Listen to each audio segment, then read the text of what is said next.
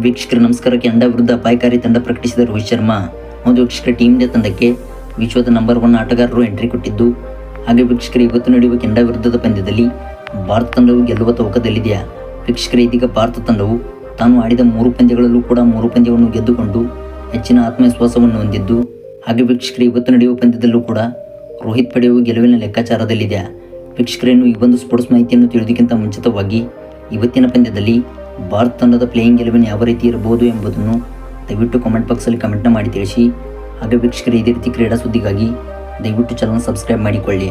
ಒಂದು ವೀಕ್ಷಕರು ಗ್ರೂಪ್ ಸ್ಟೇಜ್ನ 1ನೇ ಭಾಗದಲ್ಲಿರುವ ಇಂಡಿಯಾ ಹಾಗೂ ಕೆನಡಾ ತಂಡವು ಇವತ್ತಿನ ದಿನದಂದು ಮುಖಾಮುಖಿಯಾಗುತ್ತಿದ್ದು, ಹಾಗೆ ವೀಕ್ಷಕರು ಭಾರತ ತಂಡವು ಈ ಒಂದು ಪಂದ್ಯದಲ್ಲಿ ಗೆಲ್ಲುವ ಪರ್ಸೆಂಟೇಜ್ ಹೆಚ್ಚಿಗೆ ಕಂಡು ಬಂದಿದೆ.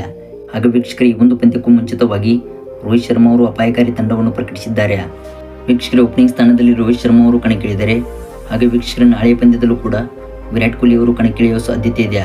ಇನ್ನು ವೀಕ್ಷಕರು ಒಂದು ವೇಳೆ ಓಪನಿಂಗ್ ಸ್ಥಾನದಲ್ಲಿ ವಿರಾಟ್ ಕೊಹ್ಲಿ ಅವರಿಗೆ ಚಾನ್ಸ್ ಸಿಗಲಿಲ್ಲವೆಂದರೆ ಯಶಸ್ವಿ ಜೈಸ್ವಾಲ್ ಅವರು ಆಡುವ ಸಾಧ್ಯತೆಗಳು ಕಂಡು ಬಂದಿವೆ. ಒಂದು ವೀಕ್ಷಕರ ಯಶಸ್ವಿ ಜೈಸ್ವಾಲ್ ಅವರು ಶಿವಮ್ ದುಬೆ ಅವರ ಜಾಗದಲ್ಲಿ ಕಾಣಿಸಿಕೊಳ್ಳಬಹುದು.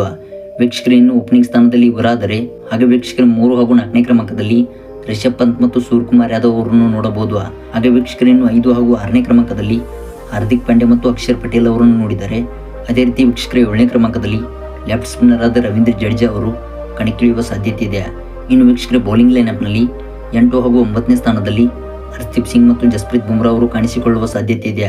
ಹಾಗೆ ವೀಕ್ಷಕರ 10 ಹಾಗೂ 11ನೇ ಕ್ರಮಾಂಕದಲ್ಲಿ ಕುಲ್ದೀಪ್ ಯಾದವ್ ಮತ್ತು ಮೊಹಮ್ಮದ್ ಸಿರಾಜ್ ಅವರು ಕಣಕ್ಕಿಳಿಯುವ ಸಾಧ್ಯತೆ ಇದೆ. ವೀಕ್ಷಕರ ಈ ಒಂದು ತಂಡವನ್ನು ರೋಹಿತ್ ಶರ್ಮಾ ಅವರು ಪ್ರಕಟಿಸಿದ್ದು, ಹಾಗೆ ವೀಕ್ಷಕರ ಈ ಒಂದು ತಂಡವು ಇವತ್ತಿನ ಪಂದ್ಯದಲ್ಲಿ ಕಣಕ್ಕಿಳಿಯುವ ಸಾಧ್ಯತೆ ಇದೆ.